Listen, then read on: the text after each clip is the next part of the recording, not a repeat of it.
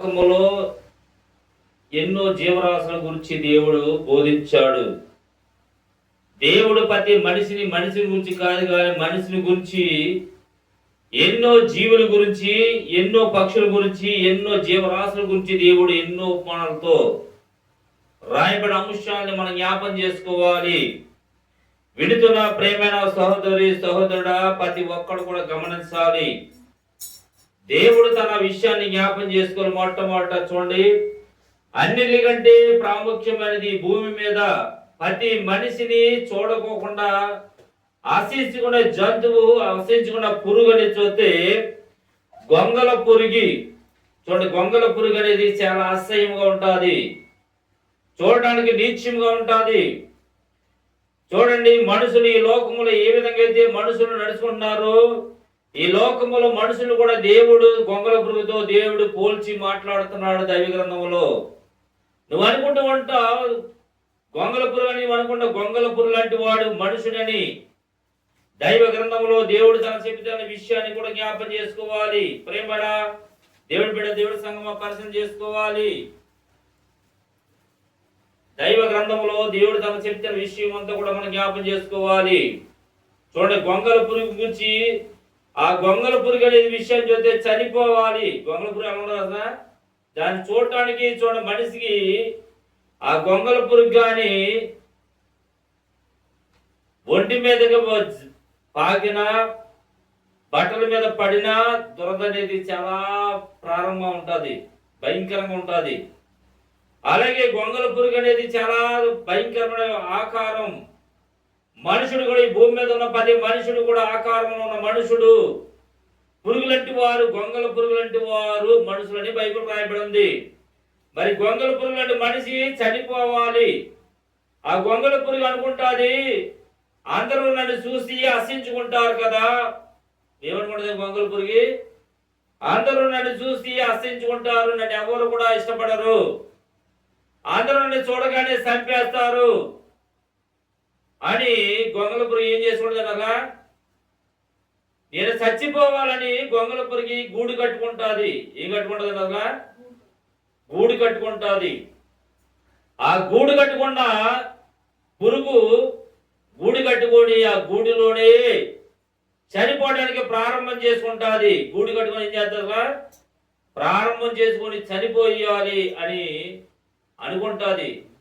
కానీ దానికి తెలియదు, చనిపోవాలని కోరుకుంటుంది. ఎందుకంటే దేవుడు కూడా నీ జీవితంలో కూడా ఒక విషయాన్ని జ్ఞాపం చేసుకోవాలి. ఆ గొంగల పురుగు లాంటి నీ జీవితాన్ని కూడా నిజమైన ఒక బ్రతుకు ఉందని, నిజమైన జీవితం, నిజమైన బ్రతుకు ఉన్నదని మనుషుడు గ్రహించలేకపోతున్నారు. చూడండి, ఎందుకు పనికిరాని ప్రకృతిలో ఉన్న గొంగల పురుగు ఏం చేస్తుందా? చనిపోతే నాకు మంచి జీవితం ఉన్నది అని కోరుకొని గూడు కట్టుకుంటుంది, చనిపోతుంది కూడా. గొంగల పురుగు ఉంటుంది, నల్లగా ఉంటుంది. చనిపోయిన తర్వాత ఎలా మారుతుంది దాని జీవితం? చనిపోయిన తర్వాత చీతకొక చిరుకుగా మారిపోద్ది, దాని జీవితం అంతా కూడా మారిపోద్ది.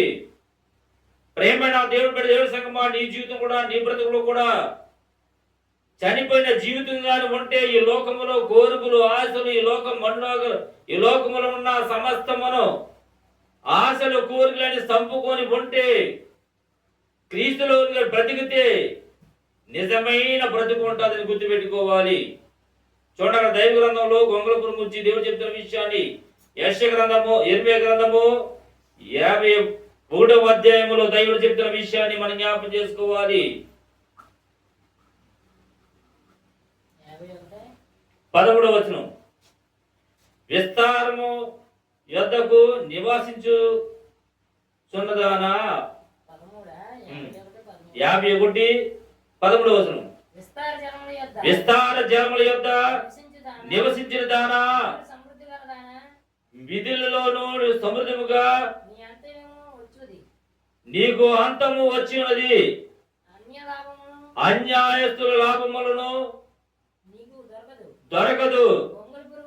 గొంగల పురుగు అంతా విస్తారమైన మనుషులతోను నేను నిన్ను నింపిదను, శత్రువులను నీ మీదకు కేకల వేదరు చాలు. విస్తారమైన జనులు ఏ జనులు అసలు విస్తారమైన జనులు, శత్రువులందరూ కూడా గొంగళ పురుగులు అంటూ వారు. మనిషిని బాగుంటే మనుషుల్ని పాడు చేయడానికి, మనుషుల్ని పాడు చేసి అనేక రకరకాలుగా దురద లాంటి మాటలు, అనేకమైన మనుషులు చూస్తే దురద లాంటి వారు చూడండి, వారికి అంతం వచ్చి ఉన్నదని గుర్తుపెట్టుకోవాలి. గొంగళ పురుగు అనుకుంది కదా, నాకు ఒక అంతం అవ్వాలి, నేను కూడా చచ్చిపోవాలి, చచ్చిపోతే నిజమైన బ్రతుకుందని ఆ సీతకు ఒక సిలుగుగా మారాలని దాన్ని కోరుకుంటూ చచ్చిపోతాకి ఇష్టపడింది.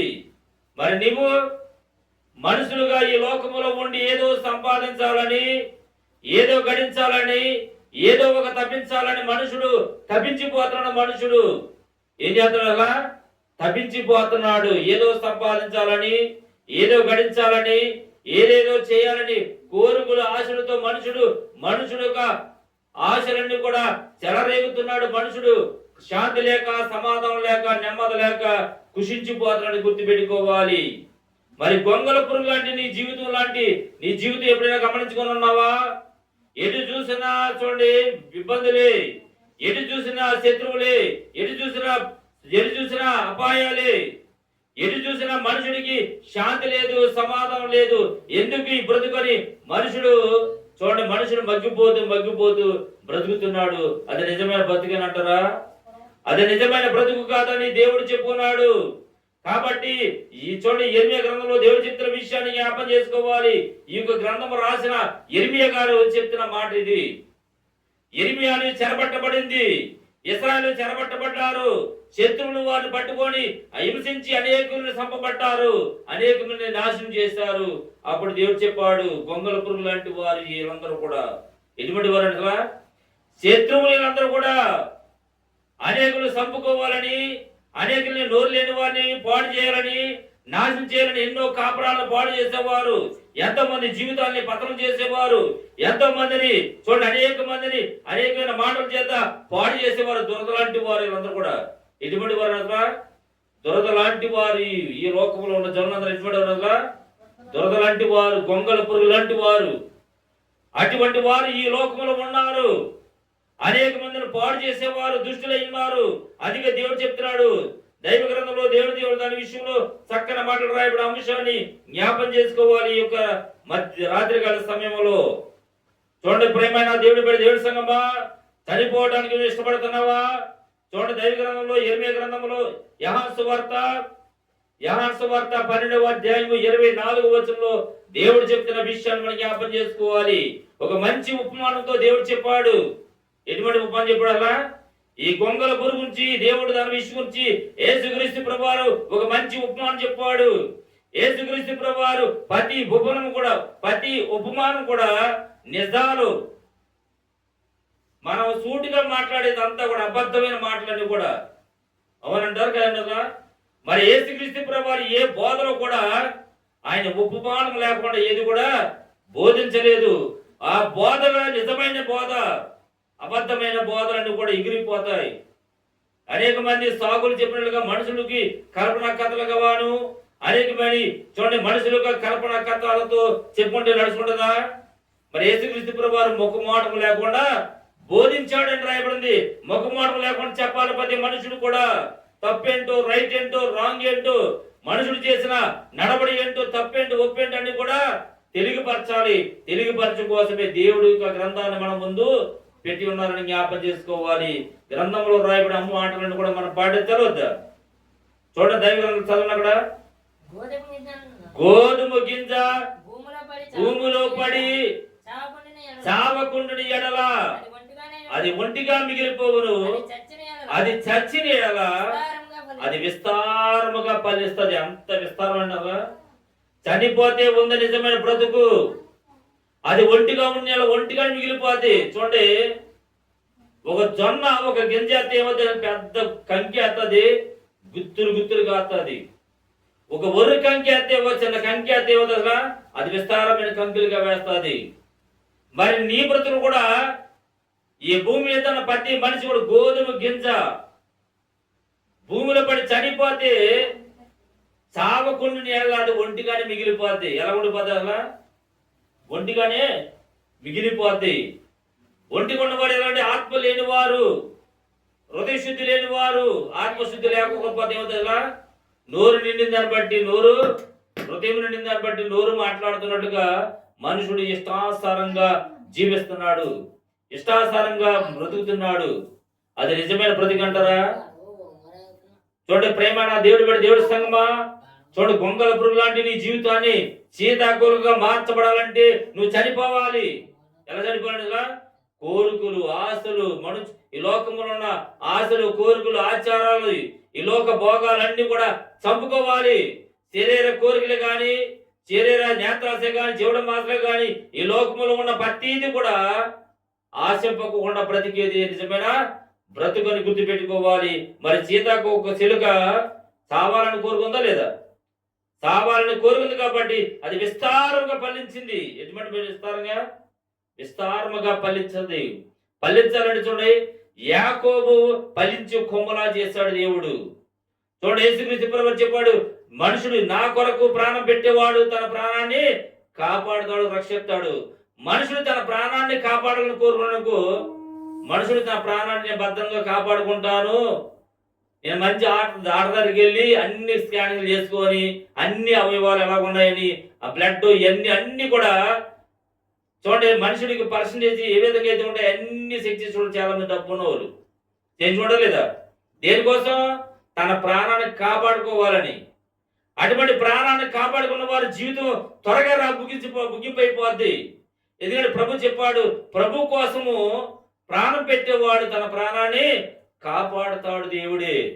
దేవుడి కోసం బ్రతకడం నేర్చుకోవాలి. ముందు దేవుడి కోసమే చనిపోవాలి, దేవుడి కోసమే బ్రతకాలనే జీవితం మనుషులు బ్రతకాలి. అటువంటి బ్రతుకు బ్రతకాలి తప్ప కాకిలాగా కడకాలం బతికే దానికంటే అమ్మసలాగా 6 ఏళ్ళు బతికి పరలోక రాజ్యం హక్కుదారులు అవుతే ఎంతో ఆశీర్వదంగా కదండి. అలా ఎంతకాలం బతికిన ఏం ఉపయోగం ఉండదు. కాకి ఎంతకాలం ఉందో బాగా తిని తిని తిని ఏమైనా ఉపయోగం ఉంటుంది కదా? చూడండి, అమ్మసైతే అమ్మసలాగా 6 నెలలు బతికి తీసుకోవాలి. బతికిన దినాల్లో ప్రభువులు బ్రతికి చనిపోతాం మీరు, అవునా కదా? చూడండి, దైవ గ్రంథంలో దేవుడు చెప్తున్న విషయం చూస్తే అపరాధముల చేతను పాపం చేత చచ్చిపోయే జీవితం కావాలి. ఏం కావాలన్నదా? చూడండి, అక్కడ ఎఫెసీయులు చెప్పాడు కదా, 2వ అధ్యాయం 1వ చెప్పాడు. చూడండి, మనుషుడు చేసిన అపరాధుల చేతను అవ్వ ఆదాములు అపరాధం చేశారు. 2వ అధ్యాయం 1వ వచనం ఎఫెసీయులకు రాసిన పత్రిక, అపరాధముల చేతను పాపముల చేతను చచ్చిన వారై ఉండి ఉండగా ఆయన మన క్రీస్తులోనే బ్రతికిస్తాడు. బ్రతికించేది ఎవరు? దేవుడా కాదా? క్రీస్తా కాదా? ఆత్మస్వరూపైన దేవుడిని ఆత్మని వెలిగించాలి, బ్రతికించాలి. అంతేగాని మనుషుడు ఎలా ఏమనుకున్నాడంటే మాటలతో బ్రతికించగలడు ఆత్మని. ఏమండి, ఆ గొంగల పురికి ఉంది. గొంగల పురుగు కోసం బైబిల్లో రాయబడలేదా? ఒక ఇర్మియా గ్రంథంలోనే రాయబడింది గొంగల పురుగు గురించి. చూడండి, గొంగల పురుగు ఎటువంటి వారు? గొంగల గురించి ఏం చెప్పాడు? శత్రువులుగా రాయబడిన గ్రంథం ఇది. చూడండి, వారు చూడండి అనేక చూడండి దానికి అంతం వచ్చి ఉన్నది. దేనికంటే అలా శత్రువులకి. గొంగల పురుగు లాంటి జీవితంలో ఉన్న వారి జీవితం అంతం వస్తుంది. ఈ లోక భోగాల వైపు కానీ చూడండి అనేక మంది కరోనా వచ్చి అనేక మంది రోగాల చేత తెగుల చేత చనిపోతారంటే కారణం ఏంటంటే అలా ఆ చనిపోవాలందరూ ఎవరో తెలిసాను అలా మంచి మంచి అందగత్తులే, మంచి మంచి ఆరోగ్యం ఉన్న వారే, మంచిగా తెలివైన వారే, అవునా కదనలా? బంగారు కోట్లన్నీ మాయి చూడండి మూతేసినట్టు కారణం అలా ధనుకులని రాయబడిన బైబుల్, అవునా కదా? ధనుకులే వారు ఎక్కువ మంది చనిపోయారు. సుఖముగా బ్రతకాలని కోరుకునే వారందరూ కూడా మట్టిలో కలిపేశాడు దేవుడు. ఏమండి, దేవుడి కోసం బ్రతకడం నేర్చుకోవాలి. లోకం కొరకు బ్రతకాలని ఆశ పెట్టుకున్నావా, లోకంలోనే కలిసిపోతామని గుర్తుపెట్టుకోవాలి. ప్రేమైన దేవుడి సంగమా, పరిచయం చేస్తున్నావా? విడుతున్న నీవు, ఆలకిస్తున్న నీవు ఒక్కసారి ప్రశ్నించుకుంటే మన బ్రతుకులో కూడా నిజమైన బ్రతుకు ఉంది, నిజమైన జీవితం ఉందని కోరుకో. ప్రేమైన దేవుడి సంగమా, గొంగల పురుగు ఏమైంది చూడండి, గొంగల పురుగు చావాలా చావకూడదా బతకాలా? చనిపోతే అది నిజమైన బ్రతుకు ఉంది. ఏ బ్రతుకు అలా చనిపోతే చూడండి, గొంగల పురుగు చచ్చిపోగా ఏమవుతుంది అసలు?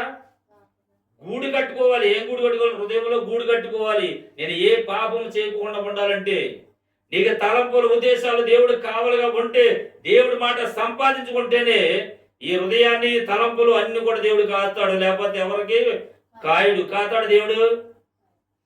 నీ ప్రాణాన్ని కాపాడేదే దేవుడు. మరి ఆ దేవుళ్ళలో క్రీస్తులో బ్రతకరా వద్దా? నిజమైన బ్రతుకు దానికోసం బ్రతకాలి. యేసుప్రభు వారు ఈ భూమి మీద కూర్చొని దేనికోసమైనా చాలా మందికి అర్థం కావట్లేదు. చూడండి, 40 దినాలని పాటించడం మంచిదే, నేనేం కాదని. కానీ బైబిల్ చెప్పే విషయం ఏంటి తెలుసా? దేవుడి మాట సంపాదించుకుంటే బ్రతకాలి నిజమైన బ్రతుకు. ఏ బ్రతుకు అలా? క్రీస్తులోనే నిజమైన బ్రతుకు. అది యేసుప్రభు ఎందుకు వచ్చాడు అలా? శిలువ మీద ఎందుకు మరణం పొందాడు? ఎందుకు చనిపోలేసాడు తెలుసా? బైబిల్ చెప్తున్న సత్యం ఏంటి తెలుసా? ప్రేమైన దేవుడు, ప్రేమైన సహోదరుడా, గమనించి ఒకసారి పరిశీలన చేస్తే నిజమైన బ్రతికేంటో మనకు అర్థమవుద్ది. చనిపోతే క్రీస్తులో బ్రతికించాలి. నశించిన నీ జీవితాన్ని రక్షించే దేవుడు ఆయన. చూడండి, మగ్దలేని మరియ నశించిన తన జీవితాన్ని ప్రభువుని దర్శించాడు. వెంటనే ఆమె జీవగ్రంథంలో పేరు రాస్తాడు. ఎవరి పేరు రాశాడా?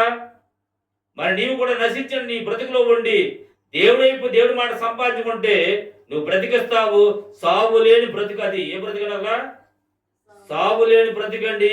ఆ బ్రతికడం కోసమే ప్రభు యేసుక్రీస్తు ప్రభు వారు చనిపోయడానికి కారణాలు అవి.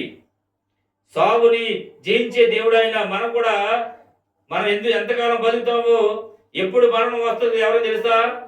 కాబట్టి ప్రభువులో ఉండి బ్రతికితే దేవుడే సహాయం చేస్తాడు. చూడండి, యోహాను గారిని తలగా నరికేశారు. ఎవరు నరికారు అలా? యోహాను గారిని నరికేస్తే యోహాను గారిని ఏమి నరికారు అలా? మొండాన్ని తలాన్ని ఏర్పరిచాడు. ఆత్మ ఉంటుందా? ఎవరు చెప్పడాలా? దేవుడు ఆత్మ కలిగిన వాడు ఆత్మతోనే దేవుడు ఆ నరకం మునిపే దేవుడు ఆత్మ తీసేసుకోవడం తెలిసాడలా? దేవుడు ఆత్మ లేకపోతే చనిపోయే ముందు మట్టికి గిలగిల ఆడుకుంటూ చచ్చిపోతాడు. కోడి కోసం ముందు ఏం చేస్తారా? గిలగిల కొట్టుకొని చచ్చిపోతారు. ప్రేమైన దేవుడి సంగమం మన బ్రతుకు కూడా, మన జీవితం కూడా జ్ఞాపం చేసుకోవాలి. ప్రభు కోసం బ్రతకాలి, ప్రభు కోసమే జీవించాలని జ్ఞాపం చేసుకోవాలి. రోమిల రాసిన పత్రిక చూడండి, అక్కడ రోమిల రాసిన పత్రిక 14వ అధ్యాయము 7వ నుంచి 9 వరకు చదివితే దేవుడికి చెప్పిన విషయాన్ని మనం జ్ఞాపం చేసుకోవాలి. మనలో ఎవడను తన కొరకు బ్రతకడు, ఎవడను తన కొరకు చనిపోడు. ఎవరి కోసం బతకగలరా? మనం బ్రతికినను ప్రభు కోసమే బ్రతకాలి, చనిపోయినను ప్రభు కోసమే చనిపోవాలి. కాబట్టి మనము బ్రతికినను చనిపోయినను ప్రభువారమైపు చనిపోవాలి. ఎలాగంటే ప్రభు వారసులము, ప్రభు పక్షమున చేర్చబడిన వారు. అలాంటి బ్రతుకు కావాలి మనుషుడు. చాలా మందికి అర్థం కావట్లేదు. దేవుడు మాట్లాడకపోతే ఏ వ్యక్తి కూడా పరలోక రాజ్యాన్ని చేర్చబడలేరని జ్ఞాపం చేసుకోవాలి. విడుతున్న నీవు, చూస్తున్న నీవు గమనిస్తే మన బ్రతుకంటూ మనకు అర్థమవుద్ది. చాలా మందికి అర్థం కావట్లేదు. చూడండి, నిజమైన బ్రతుకు బ్రతికినా ఆయన కోసమే బ్రతకాలి, చనిపోయినా ఆయన కోసమే బ్రతకాలి. చాలా మంది అనుకుంటారు, నా తండ్రి కోసమే నేను బ్రతకాలి, నా భర్త కోసమే నేను బ్రతకాలి, నా బిడ్డ కోసమే నేను బ్రతకాలి అని మనుషుడు నాకు నేను బ్రతకాలి అనే ఆలోచన కలిగితే ఏమైనా ఉపయోగం ఉంటుందరా? ఎంతకాలం బతికినా, ఎంతకాలం గడిచినా ఏమైనా ఉపయోగం ఉంటుందరా? ఏమైనా విలువ ఉంటుందంటారా? ప్రభు కోసం బ్రతుకు, ప్రభు కోసమే ప్రభు కోసం చనిపోతే ప్రభువారు అయిపోతాం, ప్రభు బిడ్డలుగా ముద్రించబడతాం, పరలోక రాజ్యానికి ముద్రించబడతాం. ఆయన బిడ్డలుగా బ్రతకాలి, ఆయనకి ఇష్టలుగా జీవించడం నేర్చుకోవాలి. ప్రేమైన దేవుడి సంగమా, విడుతున్న నీవు, ఆలోచిస్తున్న నీవు ఒకసారి పరిచయం చేస్తే నిజమైన బ్రతుకు ఉందని గుర్తు పెట్టుకోవాలి. చూడండి, ప్రేమైన దేవుడి సంగమా, చూడండి, నా జీవితం కూడా, నా బ్రతుకు కూడా చూడండి. చనిపోయిన తర్వాత చూడండి, లోకంలో ఉన్నప్పుడు ఎంతో డబ్బు సంపాదించాను. చనిపోయిన తర్వాత చూడండి, యాక్సిడెంట్ తర్వాత దేవుడు మరలా బ్రతికించి పునరుద్ధరణగా చేశాడు. కాబట్టి దేవుడి కోసమే బ్రతకాలి, దేవుడి కోసమే జీవించాలని నేను నిశ్చయించుకోనని ఎవరు కూడా నాకు అనవసరం. కానీ నేను నిశ్చయించుకొని దేవుడి ఒక సేవలో ఒక పాత్రలాగా, దేవుడికి ఒక పనిముట్టుగా, దేవుడి మాటలు బతికినా దేవుడి మాటలు చెప్పాలి, చచ్చిపోయినా దేవుడి కోసం బ్రతకాలని నిశ్చయించుకొని ఈ యొక్క గ్రామానికి వచ్చున్నామని జ్ఞాపం చేసుకోవాలి. ప్రేమ దేవుడి సంగమా, చూడండి, మనుషుడు బ్రతికింది ఎంతకాలం బతికేది కాదు, కానీ ప్రభువుల నుండి చనిపోతే ఆశీర్వాదకరమైన విషయం. అవునంటారు కదా? అందుకే ప్రభువారం అయిపోవాలి, ప్రభు మాట సంపాదించుకున్న వారు ప్రభు బిడ్డలుగా మళ్లించబజేస్తాడు. తలంపులు, ఉద్దేశాలు సమస్తములు దేవుడే కాస్తాడు. దేవుడు మాట సంపాదించే వారికి దేవుడు కాస్తాడు. దేవుడి మాట లేని వారికి ఏ క్షణం ఏం జరుగుతుందో కూడా ఎవరికి తెలియదు. తెలిసిండరా? చూడండి, నాకు యాక్సిడెంట్ అయిన తర్వాత డబ్బులు తారుమారు చేస్తారు ఒక లాయరు. ఏం బతికున్నాడా? చూడండి, ఎస్ఎం గారు వాళ్ళు కూడా ఖరాబ్ అయిన తర్వాత లంచాలు తీసుకున్న వాళ్ళు బోలు మంది అండి. ఇటువంటి లంచాలు తీసుకున్న వారు ఎవరు కూడా నిలవలేరు. దేవుడి రాజ్యానికి వారసులు కూడా కాలేని గుర్తుపెట్టుకోవాలి. విడుతున్న నీవు, ఆలోకిస్తున్న నీవు ప్రభు చెబుతున్న మాటలు జ్ఞాపం చేసుకోవాలి. పరిశుద్ధమైన గ్రంథం పట్టుకున్నాం కాబట్టి పరిశుద్ధమైన మాటలే బోధించాలి తప్ప పాపం చేసి పాపం చేస్తే పాపం ఆగుద్దా? ఏమండి, ప్రేమైన దేవుడి సంగమా, చనిపోయిన దేవుడి కోసమే చనిపోవాలి, బ్రతికినా దేవుడి కోసమే బ్రతకాలి. చూడండి, యేసుక్రీస్తు ప్రభు వారు మాట చెప్పాడు. చూడండి, ఏ ఒక్క విషయం నుంచి నా వెనకమాల ఎవరి సపోర్ట్ కూడా అవసరం లేదు. ఎందుకంటే నాలో ఉన్న విధానం అంటే జ్ఞాపం చేసుకోవాలి. దేవుడు ఒక మాట ఇచ్చాడు. ఏటువంటి మాట అంటే, కష్టపడి సంపాదించి ఏ విధంగా అయితే చేసావో ప్రభు కోసం కూడా కష్టపడి, దేవుడి సేవలో కష్టపడి నువ్వు కష్టపడి చేస్తే నేను నీకు తోడుకుంటాను మాట ఇచ్చాడు. కాబట్టి ఎవరి బలం కూడా అవసరం లేదు. చూడండి, దైవ గ్రంథంలో ఉన్న దేవుడే సహాయం చేస్తాడు. చాలా మంది అనుకుంటారు, చాలా మంది ఒక మీటింగ్ పెట్టాలన్నా ఏదైనా చేయాలన్నా ఏం చేస్తాడు? వేరు సంఘాలు పిలిపించుకొని వేరు మంది ప్రముఖులుగా పిలిపించుకొని పెట్టుకున్నంత అవసరం అంటారా? చేత కాకపోతే వేరే వాళ్ళు పిలిపించుకోవాలి. అవునా కదనగా? దేవుడే తోడుగా ఉంటే దేవుడే నడిపిస్తాడు. మోషేకి నడిపించింది దేవుడు మనం నడిపించలేడా? నడిపించలేడా? దేవుడికి మోషే తోడుకున్న దేవుడు మనకు తోడుగా ఉండడా? కాబట్టి విడుతున్న ప్రేమ దేవుడి సంగమా, దేవుడి మాటలు వినటం శ్రేష్టమైనది. దేవుడి మాటలు దేవుడే తోడుగా ఉంటే ఆధిపత్యం ఇచ్చే దేవుడే. దేవుడు చెప్తున్న విషయం ఏంటి తెలుసా? మనుషులకి దాసత్వం చేయకూడదని చెప్పాడు. క్రీస్తునందున్న వాడు స్వతంత్రుడు.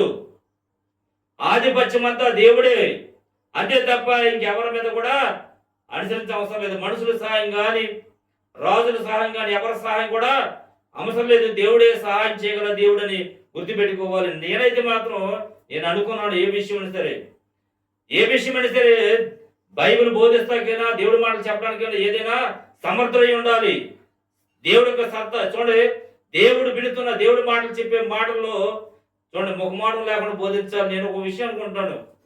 చూడండి, బలిపీఠం ఎక్కిన తర్వాత వాక్యం చెప్పే ముందు నాకు ఎవరు ఉండరు, ఎవరితో రికమెండేషన్ కూడా ఉండవు. బైబిల్ ఏదైతే రాయబడిందో దాని ప్రకారం చెప్పుకుంటూ వెళ్తేనే అది దేవుడి యొక్క ప్రణాళిక. అది అవునంటారు కదా కదా? ఎవరో ఏది అనుకుంటారని చేసేదంతా ఉపయోగం కాదు. కానీ దేవుడి మాట వినటం మంచిది. ఎవరి మాట వింటారా? దేవుడి మాట వినటం మంచిది. ప్రభు కోసం చనిపోవాలి, ప్రభు కోసమే బ్రతకాలి, ప్రభువారం అయిపోవాలి. ఎవరు అయిపోవాలి? అసలు ప్రభువారం అయిపోవాలి. ప్రభువులకు బిడ్డలుగా మిగించబడాలి. చనిపోతే దేవుడి రాజ్యమే అని జ్ఞాపం చేసుకోవాలి. చూడక్కడ 2 రాజుల గ్రంథము 7వ అధ్యాయము 3 నుంచి 7 వరకు చూస్తే కొన్ని విషయాలు మనం జ్ఞాపం చేసుకోవాలి. మరి వినుతున్న నీవు ఆ గొంగల పురుగి చనిపోవాలని కోరుకుంది. ఏం కోరుకుంది? అలా గూడు కట్టుకొని చచ్చిపోవాలని కోరుకుంటుంది. చనిపోతే నిజమైన బ్రతుకుందని ఆ గొంగల పురుగు తెలిసింది. మరి నీవు ఎంతకాలం బతుకుతున్నావు, ఎంతకాలం జీవిస్తున్నావు ఒకసారి ప్రశ్నిస్తే మనకు అర్థమవుద్ది. అవునా కదా? ఏమైనా విలువ ఉందంటారా? నువ్వు ఎంత గడిచిన, ఎంతటి స్థాయికి వెళ్ళినా సరే దేవుడు లేకపోతే దేవుడు నీకు తోడుగా ఉండని గుర్తుపెట్టుకోవాలి. ఈ లోకంలో దేవుడు తోడు చేసుకొని ఎక్కడికి వెళ్ళినా దేవుడు కాస్తాడు, భద్రపడతాడు. జ్ఞాపం చేసుకోవాలి. చదవడం కూడా 3వ వచనం. అప్పుడు పట్టణపు గుమ్మం వద్ద 4 కుష్ఠరోగులు ఉండగా వారిలో ఒకరు చూసి, మనము చచ్చే వరకును ఇచ్చట ఎందుకు ఉంచుతున్నాము? పట్టణముకు పోదాము, క్షేమంగా ఉండినలా అచ్చడే చచ్చిపోదాము. ఇక్కడ ఊరక ఉండినను ఇచ్చట ఉండిన చనిపోదాము. పదండి, సిరియను దండులోనికి దండుపేటలోకి రండి రండి, వారు మనం బ్రతికించినను బ్రతికుదుము, బ్రతుకుదాము, మనలను చంపగా చనిపోయినను చచ్చిపోదాము. చచ్చిపోదాము. ఒకరితో ఒకడితో ఒకడితో చెప్పుకొని సంధి చీకటి ఎందును సిరియను దండులోను దండుపేటలోనికి ఆ పోవాలని పోవాలని లేచి సిరియను దండు ఆ వెలుపల భాగమునకు రాగా ఎవరునూ కనబడలేకపోవును. యెహోవా రథములు, ఏ రథములు?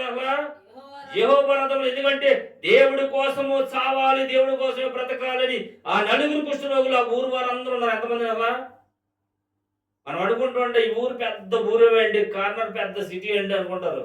ఆ సిటీలో ఉన్నవారు ఎంతమంది వెళ్తారు పర్వదేవికి? బహు తక్కువ.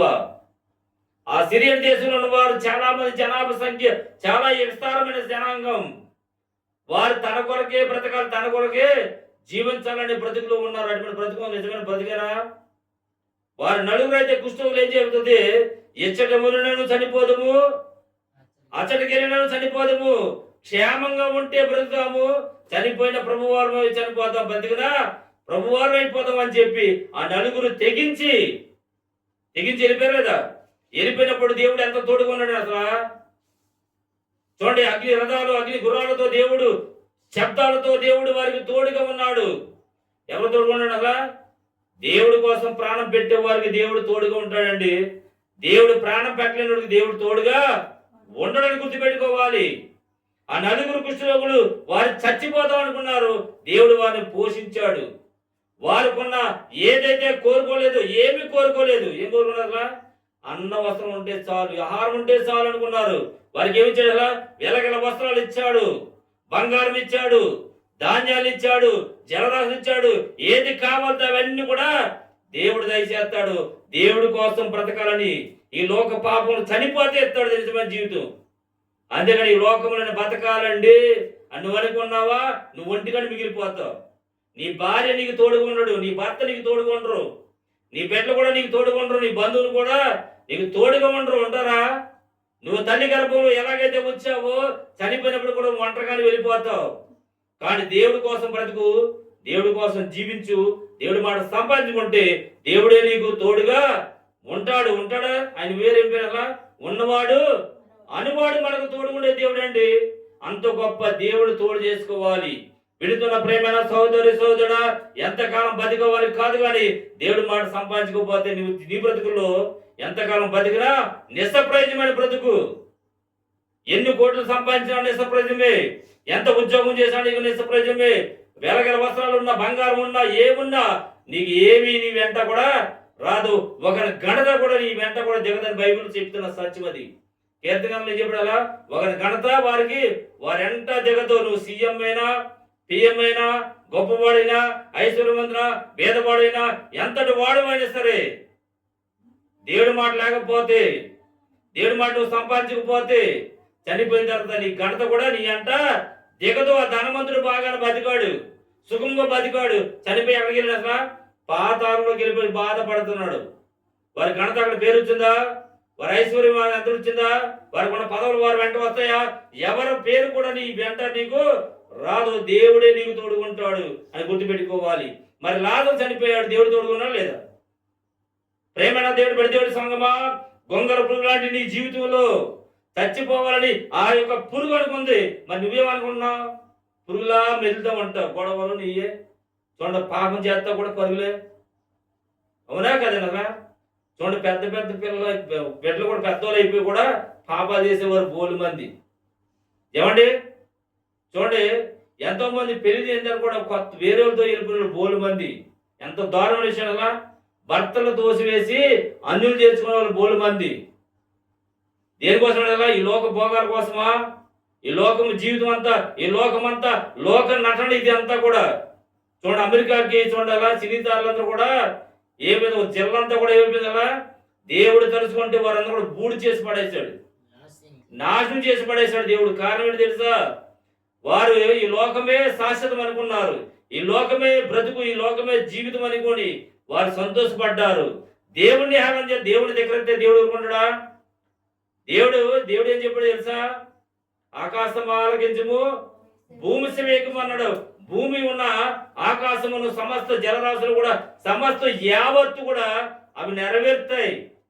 ఏం నెరవేరుతాయి? అసలు దేవుడి మాట నువ్వు వినకపోతే అవి ఈ ప్రకృతి నిన్ను కాలగర్భంలో కలిపేద్ది. దేవుడు ఏం చేయడు. ప్రేమైన దేవుడు బడి దేవుడి సంగమా, దేవుడి మాట సంపాదించుకుంటే సృష్టి కాదు కదా, ఈ లోకం మీద మృత్యువే కానీ ఈ లోకం మీద తెగిలైనా సరే పతిది కూడా ఆగిపోతాయని బైబిల్లో రాయబడిన అంశాన్ని జ్ఞాపకం చేసుకోవాలి. దేవుడి మాట సంపాదించుకుంటేనే. దేవుడి మాట లేకపోతే ప్రతి మనిషి కూడా అపాయాలే. ఎటు పోయినా వేదనలే, ఎటు చూసినా అపాయాలే, ఎటు చూసినా ఉపద్రవాలే, ఎటు చూసినా కష్టాలే. మనుషులు బతుకులు చాలా మంది కూడా నేను బాగా డబ్బు ఉంది కదా, మంచి ఉద్యోగం ఉందా, పెళ్లి చేసి ఉంటారు. పెళ్లి చేసిన భార్య భర్తలు ఏముంటుంది కదా, పీకులాట ఎవరమే ఉంటుంది. మనశ్శాంతి ఉంటుందా? మనశ్శాంతి ఎవరు ఇవ్వాలి? దేవుడు వాళ్ళ ప్రభు కోసం చనిపో. ప్రభు నీకు ఏం చేస్తారు? ప్రభు ప్రేమ, ప్రభు తత్వం నీలో ఉంటుంది కాబట్టి భార్యలో ఉంటాడు దేవుడు ప్రేమిగా, బిడ్డలో కూడా సమస్తం కూడా దేవుడే ప్రేమాస్వరూపుగా నీలో ఉండి తోడుగా ఉండి నిన్ను ఉత్పత్తి చేసే దేవుడు నిజమైన బ్రతుకుని అనుగ్రహింపు చేస్తాం. మరి దావీది బ్రతుకునాలు ఏమైనా కృపాక్షంతో నింపడలేదా? చచ్చిపోతే బ్రతుకుందండి, చావకపోతే నీకు నిజమైన బ్రతుకు ఉండదు. అవునంటారు కదా? చెప్పనగా ఒక విత్తనం వేస్తే గోధుమ కింద భూమిలో పడి చచ్చిపోవాలి. అది చచ్చిపోతే విస్తారం ఫలిస్తుంది. అది చావలేదనుకో, నువ్వు భూమిలో పుట్టావు అనుకో, నువ్వు అలాగే ఉంటావు. విలువ ఉండదు, పేరు ఉండదు, ప్రతిష్ట ఉండదు, ఏముండదు. అవునంటారు కదా? ప్రేమైన దేవుడి సంగమా, మన జీవితం కూడా జ్ఞాపం చేసుకోవాలి. చూడండి, అక్కడ దైవగ్రంథంలో యోనా రాసిన గ్రంథము 4వ అధ్యాయం 3వ వచనంలో దేవుడు చెప్తున్న విషయాన్ని జ్ఞాపం చేసుకోవాలి. యోనా కూడా అనుకున్నాడు. ఏమనుకున్నాడు?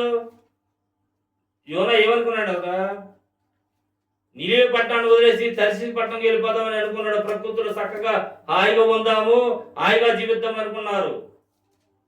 చూడండి, ప్రేమైన దేవుడి సంగమా, నీ బంధువులు నీ వెంట రారు. ఎవరు వస్తారు? దేవుడి మాట సంపాదించుకున్న వారు దేవుడి బిడ్డలు, అంతే. యోనా 4వ అధ్యాయం 3వ వచనం, నేనిక బ్రతుకుట కంటే చచ్చుటే మేలు. ఎంత మాట మాట్లాడాడు అసలు, ఎంత చక్కని మాట్లాడాడు. మనమేమంట చెప్పండి అసలు, నేను ఎవరి కోసం బతకనండి, నా కోసం నేను బతుకుతుంటారు చాలా మంది. అది నిజమైన బ్రతికి అంటారా? ఎవరిని తోడు చేసుకోరు అసలు? దేవుడు తోడు చేసుకోవాలి ముందు మొట్టమొదట. మనుషుల సహాయం కానీ, రాజుల సహాయం కానీ, ఎవరి సహాయం కూడా అవసరం లేదండి. అసలు దేవుడే మనకు తోడు చేసుకోవాలి. ఆయనలో ఉన్నవాడు స్వతంత్రుడు, అంతేకాని మనుషులకు బానిసత్వం చేయకూడదని ప్రభు చెప్పాడు. నేను ఆ వాక్యాన్ని నేను పాటిస్తాను, ఎవరి సాయం కూడా నేను పట్టుకోను. ఏ సాయం అసలు? ఎవరి సాయం కూడా నేను నా బ్రతుకులో నేను అనుకున్న మాట ఏంటంటే, నేను వాక్యం చదువుతాను నేను కాబట్టి వాక్యం ఎదురైపోయింది. ఈ మనుషులకు బానిసత్వమైన మనుషులకి నేను మిమ్మల్ని పిలిచాను కాబట్టి క్రీస్తులకి దాసులు అవ్వాలి తప్ప మనుషులకి బానిసలుగా ఉండదని చెప్పాడు. కాబట్టి నా బ్రతుకులు నేను బతికినంత కాలం కూడా బతికినా దేవుడి కోసం బతుకుతాను తప్ప మనుషుల వల్ల కానీ ఎవరి సాయం కూడా నాకు అవసరం లేదు. అసలు ఎవరో ఏదో చేస్తారని కూడా అనుకోని కూడా అసలు కూడా. ఎందుకంటే చనిపోయి బతికిన వాడికి ఎలా బ్రతకాలనేది నేర్చుకుంటాం. అవునా అంటారు కదా? ఈ లోకంలో నా ఇంత తెలివైన ఎవడో ఉన్నాడు బహుశా, కానీ యాక్సిడెంట్ అయిన తర్వాత దేవుడు చక్కగా మైండ్ని తిప్పాడు దేవుడు. అందుకే దేవుడి కోసం బ్రతకాలి, దేవుడి కోసమే జీవించాలనే బ్రతకాలి ప్రతి మనిషి కూడా. ఎందుకంటే మేము బ్రతుకుతున్నాం కాబట్టి మీరు కూడా ఫలింప చేయాలని మంచి ఆశతో ఈ గ్రామాన్ని దేవుడు ఎందుకు ప్రేమించాడంటే, దేవుడు నశించిన వారిని దొంగలుగా, వ్యభిచారులుగా, మోసగాలుగా, కిరాతలుగా, గొంగల పురుగులాంటి మనుషులే నిజంగా చెప్పాలంటే. అవునంటారు కానీ అలా?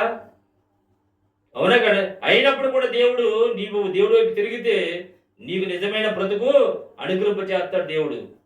పాపంలో గూడు కట్టుకోవాలి, పాపాన్ని కట్టుకోవాలి. ప్రతి పాపం నాకు అవసరం లేదు, చనిపోవాలి. గోధుమ గింజలో చనిపోతే నిజమైన బ్రతుకు ఉన్నది అని గుర్తుపెట్టుకోవాలి. మరి యోనా చచ్చిపోవాలనుకున్న తర్వాత నిజమైన బ్రతుకు ఇచ్చాడు లేదా? చచ్చిపోతే మేలే కదా? చెప్పండి అసలు. యోనా చచ్చిపోవాలని కోరుకున్నాడు లేదా?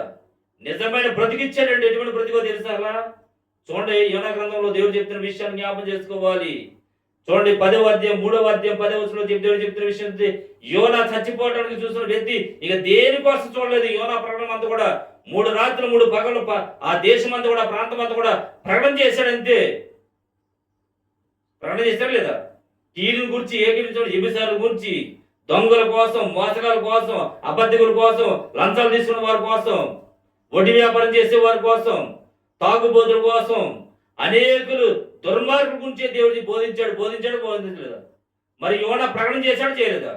మరి చేస్తేనే నిజంగా నీ బ్రతుకంటే దేవుడు వైపు తిరిగితేనే బ్రతుకును మారుతాడు దేవుడు. దేవుడు వైపు తిరగకుండా నీ ఇష్టం వచ్చినట్టు నేను బతకాలి, లోకమే జీవించాలనుకున్నావా, ఒంటిగా మిగిలిపోతావు.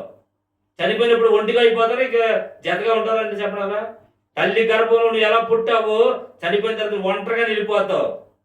కానీ దేవుడు తోడు చేసుకోండి, చనిపోతే అది ఆశీర్వాదకరమైన విషయం. అవునా కదా?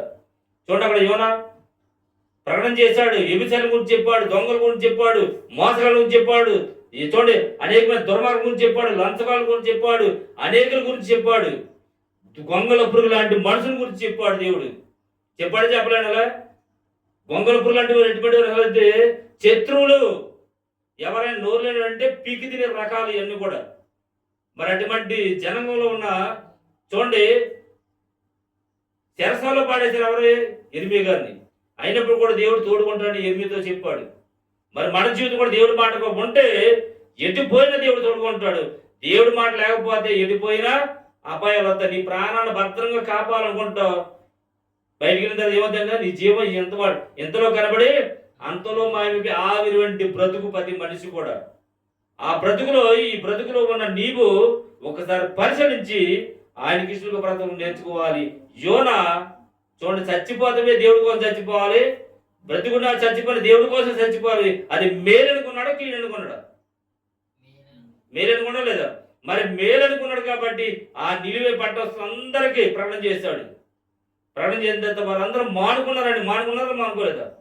ప్రకటన చేస్తేనే మానుకుంటారు, చెప్పకుండా దేవుడు దయగల దేవుడు అండి, కృపగల దేవుడు అండి, నిన్ను ఆశీర్వదిస్తాడండి, దేవుడు నిన్ను ఎడిపోయినా నిన్ను ఆశీర్వదిస్తాడండి. సియోను కోటలో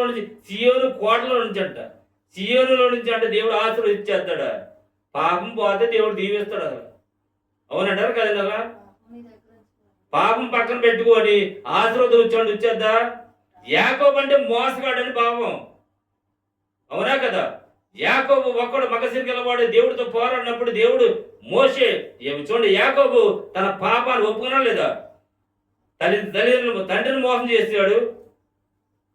చూడండి, లాభాన్ని తన మాందరం మోసినప్పుడు కూడా మోసం చేశాడు. మరి మోసగాడు అన్నప్ప దేవుడు అసలు. మరి నీవు కూడా లోకంలో బ్రతుకుతున్నాడు, నీవు ప్రతి మనిషి కూడా మోసగాడే. ఈ లోకంలో ప్రతి మనిషి కూడా ప్రతి కూడా మంచోడు కాదు, మోసగాళ్ళని గుర్తుపెట్టుకోవాలి ముందు మాట.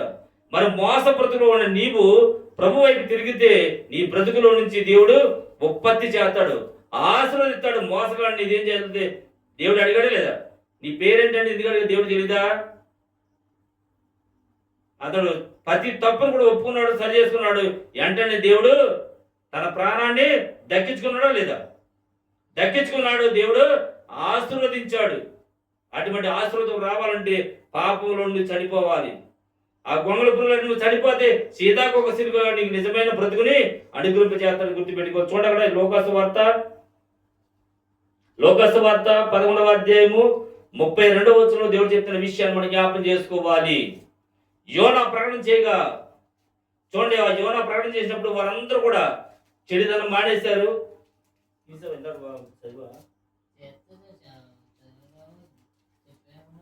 చెప్పేసానా? అదే సార్ యోనా గ్రంథం చదువు. నిలివేవారు చెడు నడతలను మానుకొని ఉండగా వారు చేసిన క్రియలు, ఏ క్రియలు ఉండగా? చెడు క్రియలు, పాప క్రియలు అనేకమైన దేవుడు చూసి పశ్చాత్తాపడై వారు చేదురని కీడు చేయడం మానెను. యోనా చాలు ఏం అనుకున్నా పశ్చాత్తాపడై చిత్తాక్రాంతుడై కోపగించుకొని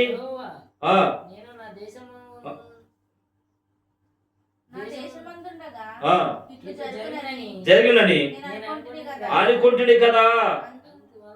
అందువలనే ఏ కటాక్షం ఉండాలా? దేవుడి కటాక్షం మనుషుల మీద. దేవుడి కటాక్షం ఉంటే ఏ కీడని తొలగిపోద్ది. అసలు ఏ రోగమైన, ఏ లోకం మీద సమస్త మృత్యువే గాని, రోగాలే గాని, తెగలు గాని, దెయ్యాలు గాని, ఎటువంటి రోగమైనా సరే దేవుడు తీసేస్తాడు, తీస్తాడు. తీయడా కటాక్షిస్తాడా లేదా? దేవుడు ఎటువంటి కరుణావాచ్యం గల దేవుడు, కటాక్షం గల దేవుడు, ఆశీర్వాదాలకు కారణభూత దేవుడు. వారి మీద కటాక్షించాడు లేదా? మరి నిలువ పట్టేస్తే ఎటువంటి వారు అసలు భయంకరమైన వ్యక్తులు. మరి అటువంటి వారందరూ కూడా ఉపవాసాలతో ఉండి దేవుడికి కనిపెట్టుకున్నారు. వారందరూ కూడా కూర్చొని గోని పట్ట కట్టుకున్నారు. వారందరూ కూడా పరలోక రాజ్యంగా హక్కుదారులు అయ్యారు. చాలా మంది బైబిల్ తెలియక ఏం చేస్తే తెలిసాను అలా భూమి మీద ఒకడు లేడండి. ఎంత సిగ్గుచేటండి అసలు, ఎంత అజ్ఞాతం అసలు. భూమి మీద అంటే ఒకడు లేడంట. భూమి మీద ఎంతమంది అలా నిలివే పట్టణస్తులందరూ కూడా పరలోక రాజ్యంగా హక్కుదారులు అయిపోయారు. వారు చనిపోగానే రేపు 2 రాకల్లో వస్తాడు. ఆ పట్టణస్తులందరూ రేపు పరలోక రాజ్యంలో ఉంటారు. తెలిసాను అలా. చూడండి లోకాసు వార్తలో దేవుడు యోనా గ్రంథం రాసిన దేవుడు చూడండి మత్తయి వార్తలో యేసుక్రీస్తు ప్రభువు దాని గురించి మాట్లాడుతున్నాడు. ప్రభువే మాట్లాడుతున్నాడు. ఎవరైనా అసలు కటాక్షం కలిగిన దేవుడే. ఎవరైనా అసలు కటాక్షించిన దేవుడు, రక్షణ కలగజేసిన దేవుడు, రక్షించి నిన్ను విడిపించే దేవుడు. కాబట్టి వెంటనే వారందరూ కూడా పరలోక రాజ్యానికి హక్కుదారులు వేశాడు. చదవండి అక్కడ 11వ అధ్యాయం 32వ వచనం. అలాగనే దేవుడు అప్పుడు ఆ చీకటికి వచ్చి చూసి ప్రక్కకపోయాను. అయితే ఒక సమరయుడు కాదు 11వ అధ్యాయము లోకాసు వార్త 32. నిలివే మనుషులు విమర్శకాలు. విమర్శ అంటే అలా రేపు పొద్దున దేవుడు తీర్పు తీరుతాడు. విమర్శ అంటే అలా తీర్పు దినం. అవునంటారు కదా. విమర్శ అంటే తగు జరిగినప్పుడు ఏం చేస్తారు? విమర్శిస్తారు లేదా? తగులు జరిగితే లేదా జరగవా? అక్కడ క్రీస్తు న్యాయపీఠం ఎక్కడ పీఠాలు ఏ ఆగండి, హైకోర్టు అంట, సుప్రీంకోర్టు అంట, ఆ కోర్టులు అంట. ఈ కోర్టులు అంటే ఆగుతాయి అంటారా? ఏ కోర్టులు కూడా ఆగవేండి అసలు. దేవుడే నీ కొరకు నా కొరకు బలియాగం చేసిన దేవుడే తీర్పు తెచ్చగలగాడు. తీర్పు తీర్చే దేవుడే. ఈ లోకంలో ఏ కోర్టు వ్యక్తి కూడా, ఏ లాయర్ కూడా, ఏ జడ్జి కూడా తీర్పు తీర్చడానికి కూడా సరిపోరు. ఒక మనుషుని కానీ తీర్పు తీర్చారా దేవుడు శిక్షకు పాత్రలు అవుతారు. బైబిల్ చెప్తున్న సత్యం అది. ఈ లోకంలో చాలా మంది అంటారు మేము సుప్రీంకోర్టు, హైకోర్టు కాకపోతే సుప్రీంకోర్టుకి వెళ్తారు. నువ్వు ఏ కోర్టుకు వెళ్తే వెళ్ళు. ఈ లోకం ఈ కోర్టులని ఎవరైనా అసలు న్యాయాధిపతులు అంటే కోర్టు జడ్జీలే. వాళ్ళ వల్ల ఏమైనా అవుతుంటారా? దేవుడు న్యాయకర్త ఎవరైతే దేవుడే. నీ కొరకు నా కొరకు బలియాగం చేసిన బలిష్ఠుడే తీర్పు తీర్చాడు అసలు. మరి ఈ లోక తీర్పులన్నీ కూడా దేవుడి తీర్పు ఇచ్చే దేవుడు. ఆయన నీ కొరకు నా కొరకు బలియాగం చేసిన దేవుడు. ఆయన కోసం బ్రతుకులు నేర్చుకోవాలి. ఆయన కోసమే చనిపోవాలని కోరుకోవాలి. అవునంటారు కదా. ఈ లోకంలో బ్రతకాలని వారందరూ చూస్తే ఒక మాట నేను గుర్తుపెట్టుకుంటాను. ఏదో తెలుసా కదా, నా బ్రతుకులు నా జీవితంలో జరిగిన సంఘటన తెలుసా? పాపులు గుంపు అంటే రాయబడింది బైబిల్లో. నేను బైబిల్ చదివాను కాబట్టి చెప్తే పాపుల గుంపు అంటే ఈ లోక పాపుల గుంపులు కాదు అసలు. ఏ గుంపు అండి అసలు? కోర్టుకి వెళ్ళిన తర్వాత నాకు అర్థమైంది అసలు కోర్టు ఏమంటే తెలుసా? ప్రతి ఒక్కడు కూడా నేరస్తులే కోర్టుకి వెళ్తారు. అసలు మంచోళ్ళు ఎవరు? అవునా కదా చెప్పడాగా? కోర్టులోకి వెళ్ళిన అందరూ ఎవరు అసలు నేరస్తులో కారా? అవునా కదా. అందులో చూడండి అన్యాయస్తులు కూడా బలైపోతారు, దుర్మార్గులు కూడా బలైపోతారు. వాళ్ళు ఎవరైనా అసలు లాయర్లు, తర్వాత పోలీస్ వ్యవస్థ. అవునా కదా. ఈ పోలీసులే నిజానికి రేపొద్దున ఒక్కరు కూడా రేపొద్దున దేవుడు నిత్య నరకానికి పంపుతాడు వీళ్ళందరూ కూడా. అవునా కదా. కేసు కట్టాలంటే నువ్వేం చేయాలి? పోలీస్ వ్యవస్థే కేసు కట్టాలి. అతను విచారణ చేసి కేసు కట్టాలి. విచారణ చేసిన ప్రతి పోలీసుని కానీ, ఎస్సీ కానీ, నువ్వు ఎస్పీ అని డిఎస్పీ అయినా సరే ప్రతి వ్యక్తిని విచారణ లేకుండా కేసు కానీ కడితే దేవుడు నిన్ను కట్ చేస్తాడు. రేపొద్దున నీ భార్య బిడ్డలందరూ కూడా రేపొద్దున తీర్పులోకి తీసుకెళ్తాడు దేవుడు. తెలుసా? అన్యాయస్తులు దేవుడు రాజ్యానికి వారసులు కాలేదని తెలీదా? ఒక మనుషుని చూసి తీర్పు తీర్చడానికి నువ్వు ఎవడు అని బైబిల్ చెప్తున్న సత్యం తెలుసా? అవునా కదండి. అసలు ప్రేమైన దేవుడు పెట్టి దేవుడి సంఘం ఒకసారి పరిశీలన చేసుకోవాలి. ప్రేమైన దేవుడు పెట్టి దేవుడి సంఘమా? దేవుడి కోసం చనిపోవాలి, దేవుడి కోసమే బ్రతకాలి. బ్రతికిన దేవుడి కోసం బ్రతకాలి, దేవుడి కోసమే చనిపోవాలి. అవునా కదా. ప్రభువారు అయిపోవాలి. చూడక్కడ చదవండి, అక్కడ లోకసువార్త చెప్పాను కదా 11వ అధ్యాయము 32వ వచనం. నిలివే మనుషులు విమర్శ కాలమందు ఈ తరము వారిలో నిలబడి వారి మీద నేరస్థాపన చేదురు. యోనా ప్రకటన చేయగా విని మారుమనసు పొందిరి. వారందరూ మారు మనసు పొందారు. మీ మనసు రేపు పరలోకం చేర్చబడింది. అవునా కదా? శరీరమా, ఈ భౌతికమైన శరీరమా, నువ్వు అందగత్తమైన కావచ్చు. చూడండి, శ్రీదేవి చనిపోయింది, నిత్య నరకడానికి పోయింది. ఆ పేరేం పేరంటే సాని అని రాయబడింది. పెళ్లి పెడగలేని ఉంచుకున్న వాళ్ళు ఏమంటారు? అసలు సాని అంటారు. అందగత్తలు అంటే ఎక్కడికంటారు? అసలు నరకానికి నిర్మించబడతారు. బైబిల్ చెప్తున్న సత్యం అది. నీ ఘనత కానీ, నీ పేరు ప్రతిష్ట కానీ రేపు అక్కడ పాతాళానికి దిగవు, నీ వెంట కూడా రాదు. కాబట్టి ప్రభు చెప్తున్న విషయం ఏంటి తెలుసా? క్రీస్తు న్యాయపీఠంలో మారు మనసు పొందిన ప్రతి వ్యక్తి కూడా విమర్శలు నిలిసిపోతారు. వారి మీద ఏ నేరం కూడా దేవుడు ఉంచడు. ఉంచుతాడా? వారి మీద ఏ తప్పు మోపుతాడు దేవుడు? ఎందుకంటే మాట ఇచ్చింది దేవుడే కాబట్టి, మాట ఇచ్చిన దేవుడే నేను పరలోక రాజ్యాన్ని కూడా పంపేది కూడా దేవుడే. కాబట్టి ప్రతి మనిషి కూడా మారు మనసు పొందమని ప్రభు చెప్పాడు. కాబట్టి మనసు మార్చుకోండి, జీవితాన్ని మార్చుకోండి. నీవు పాపం అనే బ్రతుకులో నుండి, చిగడగల ఊపులో నుంచి పాప రోతలో నుంచి, చూడండి, కట్టబడిన గాడిదలాగా రొచ్చులాగా నీ బ్రతుకు నుంచి దేవుడు వైపు తిరిగితే నిత్యరాజ్యానికి వారసులు అవుతారు. చూడండి, అక్కడ ఒక్క మాట చూపిస్తున్నాం. లోకాసు వార్త మార్క్స్ వార్త 15వ అధ్యాయము 43వ వచనం చూడండి. ప్రేమైన దేవుడు పెట్టి దేవుడి సంగమా, ఈ యొక్క సత్యాన్ని నువ్వు గమనిస్తే నీ బ్రతుకు కూడా అర్థమవుద్ది. పరమార్థం ఏమండి?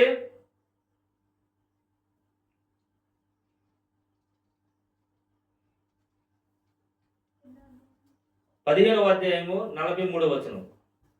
మార్క్స్ వార్త. ప్రేమైన దేవుడు పెట్టి దేవుడి సంగమా, గొంగల పురుగు లాంటి నీ జీవితంలో నుండి గూడు కట్టుకోవాలి. ఈ లోకములు మనుషులందరూ కూడా పక్షులతోనూ జంతువులతోనూ అనేకమైన ప్రకృతిలోనున్న జలరాశులతోనూ మనుషులను పోల్చాడు. మనుషులు ఎటువంటి వారు బ్రతుకులో దేవుడు అనేకమైన జంతువులను బట్టి పోల్చి రాయబడిన గ్రంథం ఇది. మనుషుడు అర్థం కాక రకరకాలుగా మాట్లాడతారు. మనుషుడు తెలిసి తెలియని మాటలు, దైవత్వం తెలియక మాట్లాడే మాటలు అవి. దైవత్వం కలిగిన వాడు సమస్తాన్ని వివరంగా బోధించగలవాడు.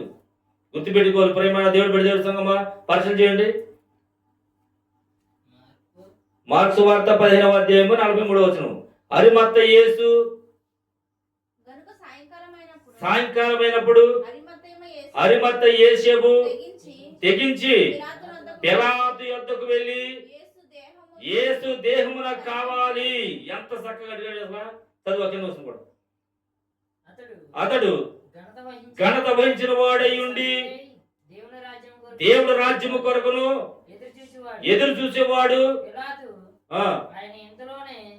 చూడండి, అంతే అలా పరలోక రాజ్యం కోసం అతను సభ్యుడు అయిపోయాడా లేదా? చెప్పండి, అసలు ఉందా లేదా? వాక్యం ఉందా లేదా? చెప్పండి, అసలు పరలోక రాజ్యానికి సభ్యుడు. చూడండి, మా డాక్టర్లో గ్రూప్ అండి, నేను ఒక సభ్యుడే అండి. అవునా కదా? ఈ గ్రూపులు కాదు, ఆ గ్రూపులు కాదండి. అసలు మాతో డినామినేషన్ అండి, మా గ్రూప్ కాదు. ఏ గ్రూప్ అండి అసలు? నేను అనుకుంటాను బైబిల్ పట్టుకుని, నేను ఏ సంఘం గురించి కూడా మాట్లాడినాను. ఏదో ఈ లోకం మీద డినామినేషన్ పేరు సంఘం అంతవరకే. నా వరకు అయితే ఏ సంఘం కూడా నేను పట్టించుకోను. అసలు నా జీవితం బట్టి నాకు అర్థమయ్యే ఇది. ఎందుకంటే గురు శిష్యుల రాయబడింది కాబట్టి అంతవరకే. ఇంకే సంఘం కూడా నాకు అసలు పడలేదు. దేవుడి కొరకు దేవుడి మాటే చూడాలి. దేవుడు దారి చూపించిన యజమాడు వైపే చూడాలి. యజమాడు అంటే అలా ఈ లోకమును పాపం నుంచి శాప నుంచి విడిపించిన యజమాడు గురువు గారిని గుర్తుపెట్టుకోవాలి. తర్వాత పరలోకం చేర్చేది దేవుడే గుర్తుపెట్టుకోవాలి. నా జీవితంలో నేను నేర్చుకున్న అనుభవం అది. అంతేగాని ఆ సంఘం వెళ్ళిపోతే ఈ సంఘం మీద కూడా ఒట్టొట్టి మాటలు అన్నీ కూడా నాకు అర్థమైన మితి. కాబట్టి నాకు అర్థమైంది కాబట్టి మీకు బోధిస్తున్నాను. నాకు అర్థం కాలేదనుకో మీకు ఏది కూడా బోధించను. ఎవరా కదా? చూడండి, అరిమత్త యేసు ప్రభువారు చనిపోతే యేసు ప్రభువారు భూస్థాపన చేయాలండి. ఎవరు చేయాలండి? అలా వాళ్ళు బాగు చేయాలి. ఎవరు బాగు చేయాలి? యేసు ప్రభువారికి ఎవరున్నారు? యేసేపు చేయాలి, లేదా మరియమ్మ చేయాలి, లేదా యేసు ప్రభువారికి అన్నదమ్ములని చేయాలి. భూస్థాపన చేయాలంటే రక్త సంబంధులు చేస్తారా, వేరే వాళ్ళు చేస్తారా? చెప్పండి. అలా ఈ భూమి మీద చూడాలి. భూమి మీద మానవుడు పుట్టాడంటే రక్త సంబంధులు పాతి పెట్టాలా లేదా? భూస్థాపన చేయాలా వద్దా? మరి భూస్థాపన ఎవరు చేయబడింది? ఒక పాపాత్ముడి చేత దాన్ని చిత్రీకరించబడకూడదు. పరలోక రాజ్యానికి హక్కుదారుడు కావాలి. పరిశుద్ధుడై ఉండాలి, పవిత్రుడై ఉండాలి, పరలోక రాజ్యానికి హక్కుడై ఉండాలి, సభ్యుడై ఉండాలి. అందుకే అరిమత్తయి యేసు దేవుడి కోసమే, రాజ్యం కోసం బతకాలి, రాజ్యం కోసమే చచ్చిపోవాలని కోరుకున్న మనిషి. అందుకే అతను దేవుడి కోసమే అలా ప్రభు కోసమే తెగించి మాట్లాడిన వ్యక్తి. అతను పరలోక రాజ్యానికి హక్కుదారుడు. అరిమత్తయి యేసే ఏమైనా పరలోక రాజ్యం 11-12 వ్యక్తిని డిక్లేర్ చేసిన దేవుడే. సభ్యుడు అయిపోయా లేదా? అపోస్తులలో నుండి 11వ వ్యక్తిని తీసేసిన వ్యక్తిని 12వ వ్యక్తిగా చిత్రీకరించిన వ్యక్తి మత్తయి. అవునా కదా? అరిమత్తయి యేసే సభ్యుడైపోయాడు పరలోక రాజ్యానికి. కారణం ఏంటంటే నువ్వు దేనికి ఈ లోకములు ఏ గ్రూపులు కూడా ఆగో. దేవుడు గ్రూపు అనిగా పరలోక రాజ్యం దానికి వెళ్ళనుండవు. ఆయన సత్యాన్ని స్థాపించిన దేవుడు, సత్యానికి స్వరూపమే క్రీస్తు. క్రీస్తు నీ కొరకు నా కొరకు బలియాగం చేసిన దేవుడు. ఆయన కోసం బ్రతకడం నేర్చుకో. ముందు చనిపోయిన ఆయన కోసం బ్రతకాలి, బ్రతికినా ఆయన కోసమే జీవించాలి. మరి గొంగల పురుగు ఏం చేసిందంటే గూడు కట్టుకుంటుందా లేదా? గొంగల పురుగు ఏంటంటే నీచమైన బ్రతుకు. అది మన బ్రతుకు కూడా దేవుడు లేకపోతే ప్రతి మనిషి కూడా బ్రతుకు కూడా నీచమైన బ్రతుకే. నువ్వు ఏ పదవిలో ఉన్న ప్రతి మనిషి కూడా తిడతానే ఉంటారు. అవునంటారు కదా? చెప్పడం అలా ప్రతి మనిషిని తిట్టుకుంటారు లేదా? మరి ప్రభువులు అంటే ప్రభు ఇచ్చిన ఘనత అది. ఆ ఘనత నుంచి ఎవరు కూడా తీసే హక్కు కూడా ఎవరు లేదు. కాబట్టి మరి నిలువ పట్టణస్తులు అందరూ కూడా రేపు పరలోక రాజ్యంలో ఉంటారు. ఎంతమంది అని అసలు చూడండి, వారందరూ ఒక్కరు కూడా మిస్ అవ్వరండి. అంతమంది పరలోక రాజ్యానికి వెళ్తారా వెళ్ళరా? వీళ్ళంటారు బైబిల్ తెలియక ఏదేదో మాట్లాడతారు.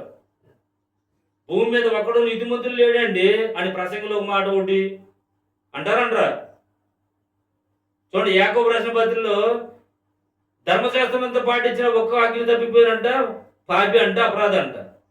ఏ పాపి అయితే ఏమవుతుంది? దేవుడి మాట సంపాదించి కూడా చాలు. అసలు ఆయనలా జీవితమే చాలు, ఆయనలో బ్రతికితే చాలు, ఆయన కోసం జీవిస్తే చాలు. చనిపోయిన ప్రభువు కోసం చచ్చిపోవాలి, బతికినా ప్రభువారు అయిపోవాలి. ఆయనకి ఇష్టంగా బ్రతికితే ఆయన మనకి ఈ లోకమే అవసరం లేదు. ఈ లోకము బ్రతుకు శాశ్వతమైనది కాదు. అవునే కదా? నిజమైన శాశ్వతమైన బ్రతుకు సావులేని బ్రతుకు. ఆ బ్రతుకు కోసమే మనుషుడు తప్పించాలి, మనుషుడు దానికోసమే జీవించాలి, బ్రతకాలి. కాబట్టి ఆ గొంగల పురుగు చనిపోతానికి ఇష్టపడిందా లేదా? చనిపోయిన తర్వాత దానికి ఏముంది? నిజమైన బ్రతుకు ఉందా లేదా?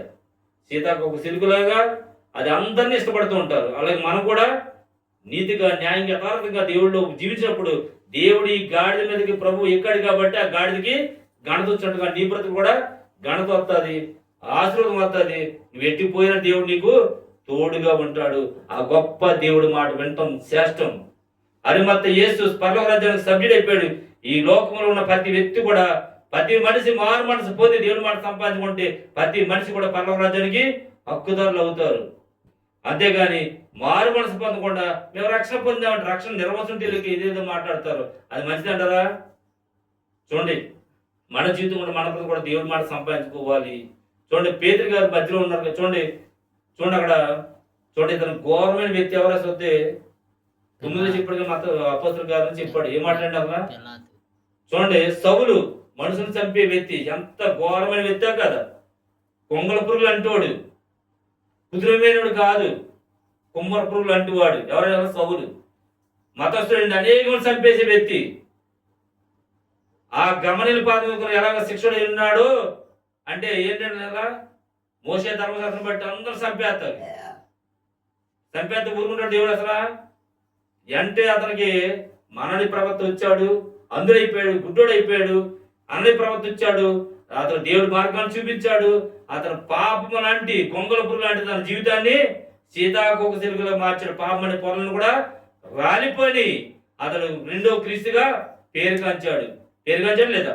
అలాగా నీ జీవితం కూడా, నీ బ్రతుకు కూడా పాపం అనే పొరలు రాలిపోవాలి.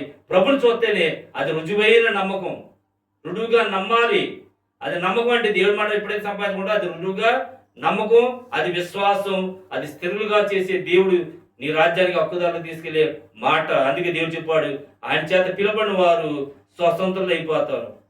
వారి మీద ఏ పాపం కానీ, ఏ సాగు కానీ, ఏ తెగులు కానీ దేన్ని కూడా నిన్ను ముట్టనీయుడు దేవుడు, రక్షించే దేవుడు నిన్ను కాపాడే దేవుడు, నేను తోడుకునే దేవుడు కాబట్టి అలాగ దేవుడి కోసం బ్రతకాలి, దేవుడి కోసమే జీవించాలి. ఆయన నీ కొరకు నా కొరకు పరలోక రాజ్యాన్ని సిద్ధపరిచాడు. ఆ రాజ్యంలో మనందరూ కూడా హక్కుదారులు అవుతాం. ఆయన మాట సంపాదించుకుందాం, ఆయన ఇష్టలకు బ్రతుకుతాం. దేవుడి కొద్ది మాటలు దీవించి ఆశీర్వదించును గాక.